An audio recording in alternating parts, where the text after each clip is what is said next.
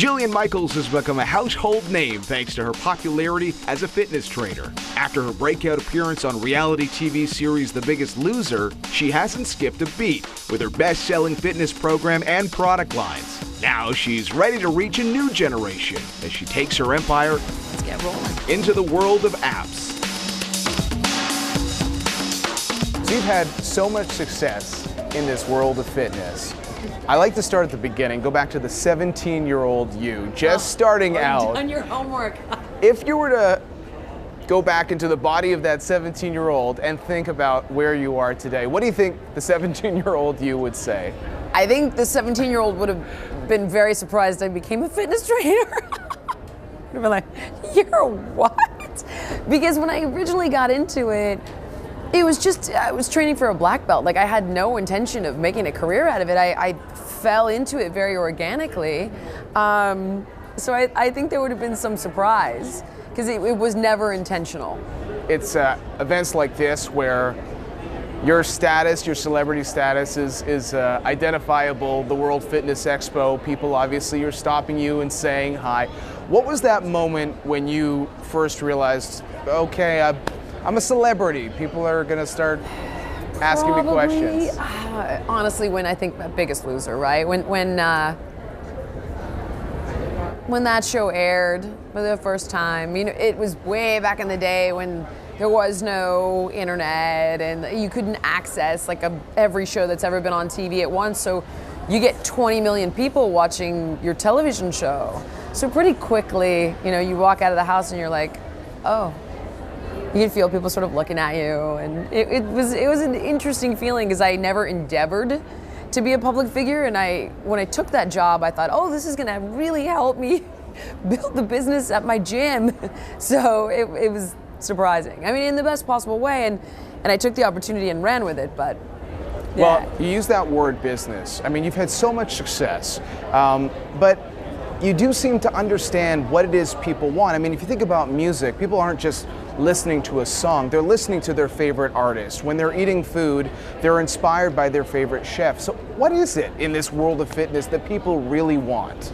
Well, honestly, it is unique to each individual, right? And the idea is helping them figure out what their why is, and that allows them to tolerate the work and the sacrifice associated with the goal. So if I was to look at it very literally, they want actionable advice that yields powerful, positive results. They want empathy, and they want a sense of community. They want to know they're not in it alone. And that's what I do provide. They want authenticity. They want to know that when you're giving them advice, whether you're right or you're wrong, that you truly believe what you're saying. And they want passion, because I think that passion is infectious, right? If you're passionate about what you do, you can hopefully catalyze them to become passionate about their own why, and that carries them through the work associated with the goal. One thing I think that is common in all successful careers is evolution. Now, you built an incredibly lucrative DVD business. Kind of the gold standard, a model that a lot of people looked at. Now we live in a world where we're on our phones all the time. Absolutely. So you make this transition to the app world. Tell us a little bit about that transition. It's a very interesting transition, actually, because when DVDs were big, right, you would get a check, you get paid to make this content, then it goes out into the world. The app world and business now, in my field at least, is all about spending money to create a product in-house, owning it, so it's a vertical business, and then hoping that people will adopt it. So it's risky on a completely different level. From a technological standpoint and a very literal standpoint of being able to offer somebody a product, it's a far better product offering because it allows me to personalize programs. Whether it's their own workout or their own meal plan, they can share information with me. It's interactive. DVDs aren't, books aren't, television shows are not, apps are. Tell me about you. Tell me about your needs. And then I can create something that's uniquely for them. And I think that's why we've been so successful with our app. And is that amplified through social media? I mean, I feel like the world of Instagram, at least half of it these days has to be about fitness. Instagram is a very interesting platform. I value the collaborative aspects of it, But in all fairness, I mean, Instagram chokes any commerce related post. So I still do not undervalue word of mouth. And the best way you get word of mouth is by creating a great quality product, right? It's like if you build it, they will come. Because at the end of the day, you got to have a good quality product for it to have staying power. And I think a key word for you too has been focus. You have said yourself, I mean, forget about focusing on, a fitness plan. Business plans are important. Going with where what is important is as important as what you don't do. So you've thought a lot about the evolution of your own business. Without a doubt. And we take an approach, and I say we because my business partner, Jon Erlichman, is very responsible for a large part of our success as a company and a brand. But we take the approach of a more narrow, deep dive instead of wide-reaching and kind of like licking everything in the fridge. And I think we've been very successful with that. And we're also looking to constantly adapt. The world is changing, and it's changing quickly. And if you're too entrenched in your old ways of doing things, it's going to fall apart. So we're very good at doing that as well. And I think the app is a perfect example of that. We can pivot, and we can give people what they need quickly by staying lean and mean. So you've known what has worked for you, and that's been successful for your own businesses, but you, along the way, you've invested in like-minded businesses as well. What are you looking for when you make those other investments? When Giancarlo and I invest in other businesses, we're looking for what we call the quan, right? Like, are we passionate about it? Do we alone like it? Is it like Lucky Jack, is an organic nitro cold brew coffee we invested in?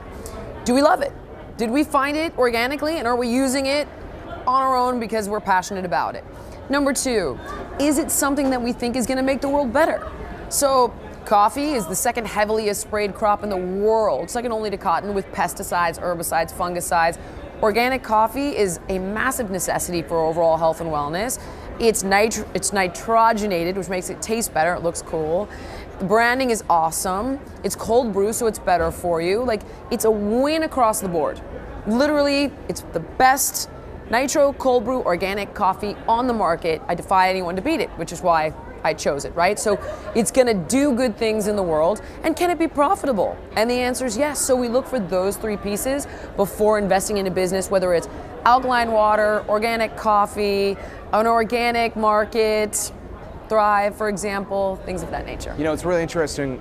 We talk a lot about fitness, but finance and fitness come together a lot in the business world. We talk about the stress that people feel when their finances are not in order, and it can take a toll on them. And I wonder if those kinds of stories have come across your desk when you've talked to people over the years. I've actually been working on a new book called The 6 Keys, and it identifies the 6 body processes that are responsible for the way we age and why we die. And the interesting thing about these body processes is that they're supposed to work for us, but when life gets out of balance, they work against us and quite literally make us sick and inevitably die from disease, right? So stress and stress adaptation is one of the top ones on the list. And so learning, helping to teach people ways to manage and mitigate stress and utilize stress so that it's making us stronger, which is what stress is supposed to do, be it emotionally or physically, to build resilience, empathy, wisdom, depth, physical strength, is the best way to go about that approach, because you can't take stress out of people's lives. You just need to teach them how to transform it into ways of becoming smarter, wiser, and stronger. Just a final question. Yeah. We did an interview recently with Danica Patrick, and Love her. And she said that She's awesome. When her journey is done, she would love for people to at least think of her in something other than just racing. Now, you've had so much success in this world of fitness, and it looks like that's going to be your path going forward. But is there any other area that interests you? So many other areas that interest me. It's funny, somebody asked me recently, like, what do you still want to accomplish in your career? I'm like, I mean, I've done it. Like, what else am I going to do? I mean, continue, sure. If there's new information, yes, I'll put it out in the world. But I'm far more interested in collaboration with the younger generation of talent. And as much as people rag on millennials, I think they're fantastic. And we're just jealous because they learned ways to cut the line that we were waiting in while the windows were closing.